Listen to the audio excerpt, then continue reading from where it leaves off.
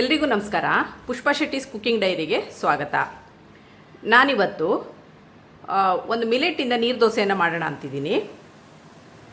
ಅದಕ್ಕೆ ನಾನಿಲ್ಲಿ 1 ಕಪ್ನಷ್ಟು ಮಿಲೆಟನ್ನು ತೊಗೊಂಡಿದ್ದೀನಿ, ಅರ್ಧ ಕಪ್ನಷ್ಟು ತೆಂಗಿನ ತುರಿನ ತೊಗೊಂಡಿದ್ದೀನಿ, ರುಚಿಗೆ ತಕ್ಕಷ್ಟು ಉಪ್ಪನ್ನು ತೊಗೊಂಡಿದ್ದೀನಿ. ಈಗ ಇದನ್ನು ಹೇಗೆ ಮಾಡೋದಂತ ನೋಡೋಣ. ಇದಕ್ಕೆ ನಾನು ಬಾರ್ನ್ಯಾರ್ಡ್ ಮಿಲೆಟನ್ನು ತೊಗೊಂಡಿದ್ದೀನಿ, ಎಲ್ಲ ಶಾಪಲ್ಲಿ ಸಿಗುತ್ತೆ ಇದು. ಈಗ ಈ ಮಿಲೆಟನ್ನು ಚೆನ್ನಾಗಿ 1-2 ಬಾರಿ ನೀರಲ್ಲಿ ತೊಳ್ಕೊಳ್ಳೋಣ.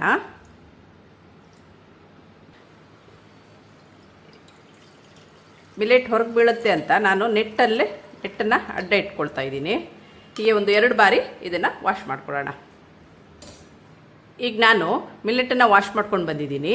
ತುಂಬ ಬಿಸಿನೂ ಇರಬಾರ್ದು, ಹದ ಬೆಚ್ಚಗೆ ನೀರನ್ನು ಹಾಕಿ ಒಂದು ಅರ್ಧ ಗಂಟೆ ನೆನೆಯಕ್ಕೆ ಬಿಡೋಣ. ಇದನ್ನು ಮುಚ್ಚಿ ಹಾಗೆ ಇಡೋಣ.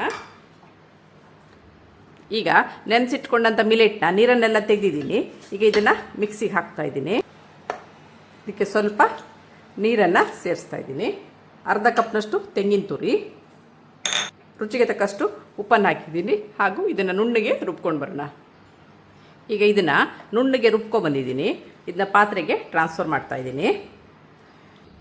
ಹಿಟ್ಟು ನೈಸಾಗಿ ಆಗಬೇಕು, ಜರಿ ಇರಬಾರ್ದು.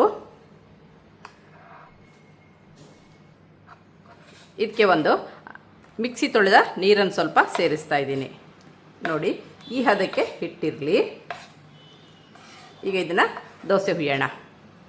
ಈಗ ನೀರು ದೋಸೆ ಹುಯ್ಲಿಕ್ಕೆ ನಾನು ತವಾವನ್ನು ಬಿಸಿಗೆ ಇಟ್ಕೊಂಡಿದ್ದೀನಿ.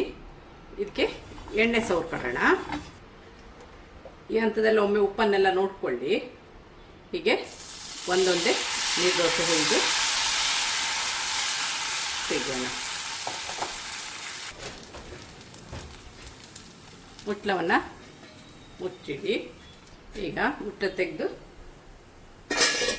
ಹೀಗೆ ಒಂದೊಂದೇ ನೀರು ದೋಸೆನ ಹುಯ್ದು ತೆಗಿಯೋಣ. ಹೆಚ್ಚಿಗೆ ಎಣ್ಣೆ ಹಚ್ಚಬೇಕಾಗಿಲ್ಲ, ಸ್ವಲ್ಪ ಎಣ್ಣೆ ಸವರ್ಕೊಂಡ್ರೆ ಸಾಕು ಕಾವಲಿಗೆ.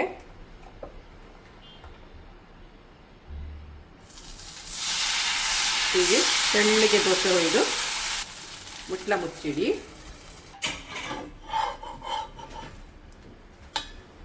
ಎಷ್ಟು ಚೆನ್ನಾಗಿ ಬಂದಿದೆ ನೋಡಿ ವೀಕ್ಷಕರೇ. ಮಿಲೆಟ್ ನೀರು ದೋಸೆ ಸವಿಯಲು ಸಿದ್ಧವಾಗಿದೆ. ಇದಕ್ಕೆ ನಾನು ಬಾರ್ನ್ಯಾರ್ಡ್ ಮಿಲೆಟನ್ನು ಉಪಯೋಗಿಸಿದ್ದೀನಿ. 1 ಕಪ್ ಮಿಲೆಟಿಗೆ ಅರ್ಧ ಕಪ್ನಷ್ಟು ತೆಂಗಿನ ತುರಿನ ತೊಗೊಂಡಿದ್ದೀನಿ. ನೀವು ಡೆಸಿಕೇಟೆಡ್ ಕೋಕೋನಟ್ ಇದ್ದರೆ ಅದನ್ನು ಸಹ ಹಾಕ್ಕೋಬೋದು.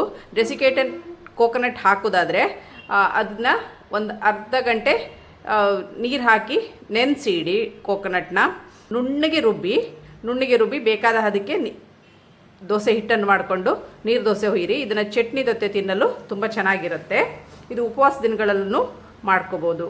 ಹಾಗೆಯೇ ನಿಮಗೆ ನನ್ನ ಈ ರೆಸಿಪಿ ಇಷ್ಟವಾದಲ್ಲಿ ಪುಷ್ಪಾ ಶೆಟ್ಟೀಸ್ ಕುಕಿಂಗ್ ಡೈರಿ ಇದಕ್ಕೆ ಒಂದು ಲೈಕ್ ಕೊಡಿ, ಶೇರ್ ಮಾಡಿ, ಕಮೆಂಟ್ ಮಾಡಿ. ಹಾಗೂ ನಿಮ್ಮ ಫ್ರೆಂಡ್ಸ್ ಆ್ಯಂಡ್ ಫ್ಯಾಮಿಲಿ ಜೊತೆನೂ ಹಂಚ್ಕೊಳ್ಳಿ. ಹಾಗೆ ಸಬ್ಸ್ಕ್ರೈಬ್ ಆಗಿಲ್ಲ ಅಂದರೆ ಸಬ್ಸ್ಕ್ರೈಬ್ ಆಗಿ. Thank you.